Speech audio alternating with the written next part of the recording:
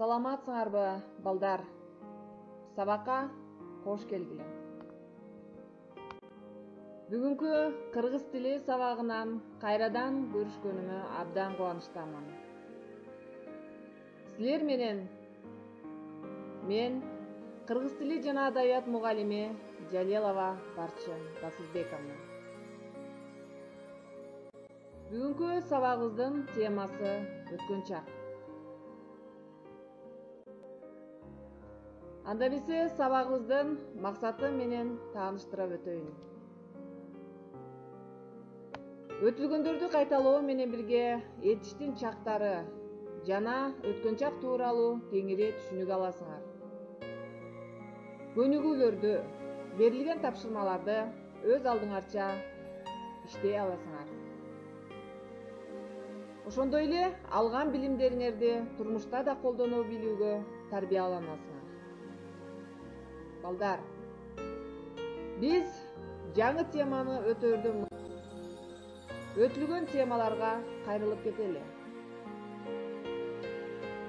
Мындан өткөнгү сабактарда биз этиштин учур чагын жана келер чагы тууралуу сөз кылганбыз.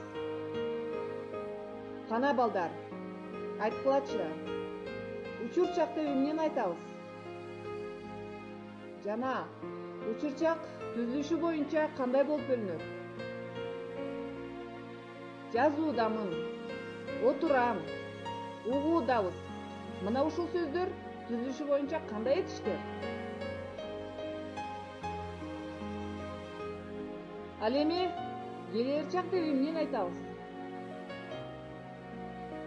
Келер чак маанисине карай канчага бөлүнөт? Жана айкын келер чак деп эмнени айтабыз? Кана балдар, менин ушул берген суроолорума жооп бергилечи.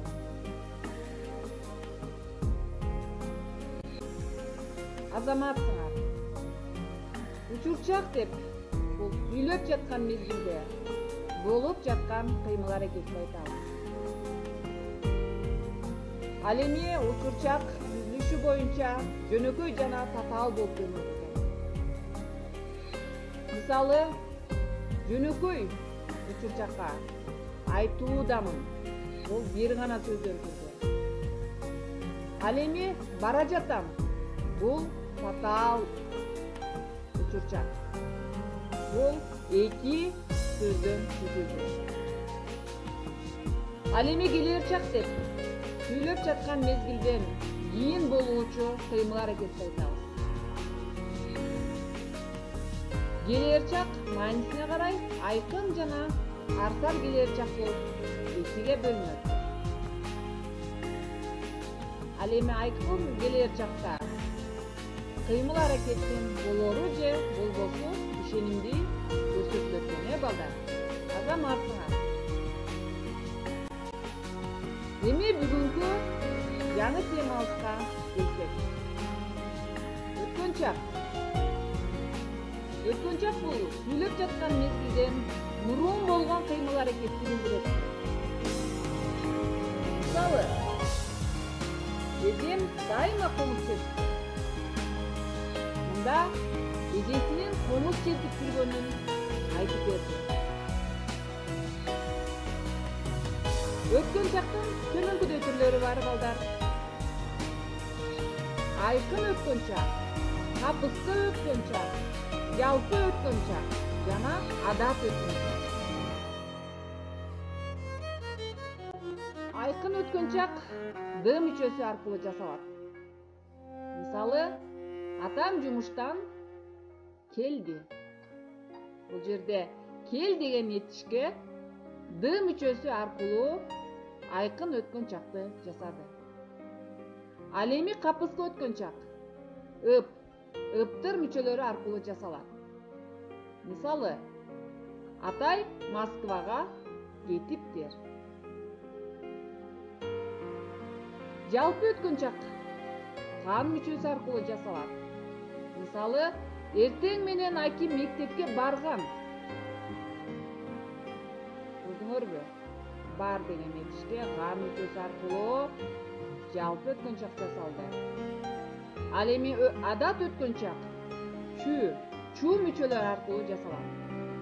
Мисалы, атам дайыма бизге насаат сөзүн айтчу. Мынакей. Бул жерде өткөн чактын түрлөрүнү мисал келтирип айтып бердим. Кана эмесе балдар, бышыктоо үчүн көнүгүүлөргө берсек. Өткөн чакты билгизген этиш сөздөрдү тапкылачы. Алдыңарда этиш сөздөр берилген. Мына ошолордун арасынан өткөн чакты гана бөлүп көрсөтөсүңөр.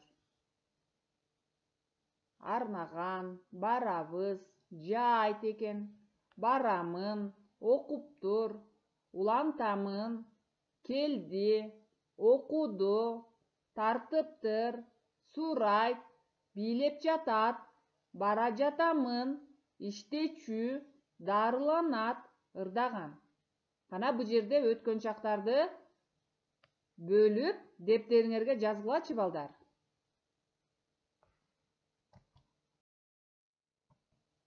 Азаматсыңар балдар.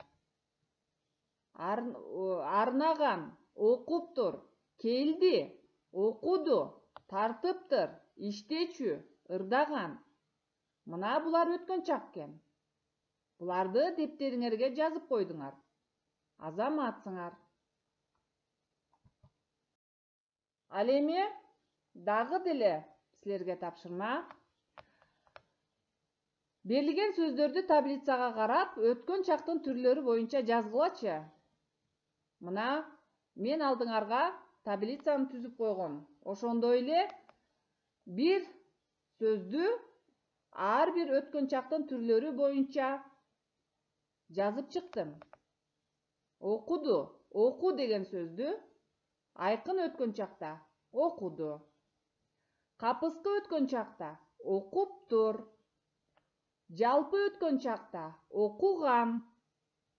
Ал эми адат өткөн чакта окучу. Ал эми силер андан аркы бас, тарт, жаз деген этиш сөздөрдү өткөн чактын түрлөрүнө толтуруп чыгасыңар.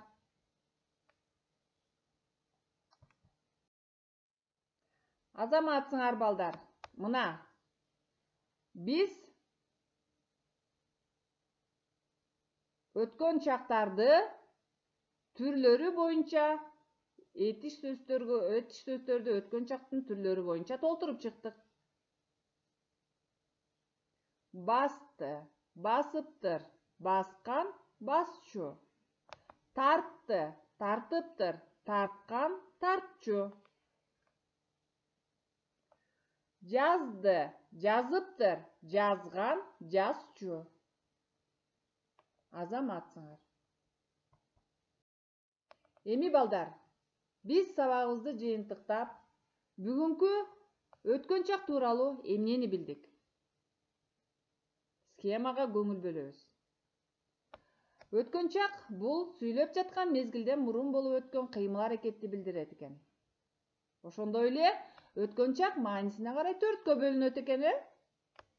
Айкын өткөн чак, адат өткөн чак, капыскы өткөн чак жана жалпы өткөн чак болуп бөлүнөт экен. Биз ушуну менен этиштин 3 чагын өтүп бүттүк. Мисалы, учур чака. Азыр кыргыз тил сабагы болуп жатат. Мында кыргыз тил сабагынын азыркы учурда болуп жаткандыгын көрсөтөт экен. Ал эми келер чакта, мисалы, анан кыргыз тил сабагы болот. Мында кыргыз тил сабагы анан болорун билдирип турат. Ал эми өткөн чака азыр кыргыз тил сабагы болду. Мында кыргыз тил сабагы болуп өткөнүн билгизди.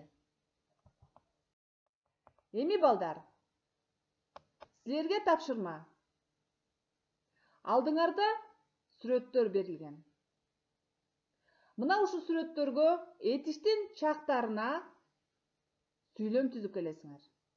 Birinci сүрөткө учур чака, экинчи сүрөткө келер чака, ал эми үчүнчү сүрөткө өткөн чака сүйлөм түзөсүңөр. Силер менен кийинки сабакта жолугушканча саламатта калгыла.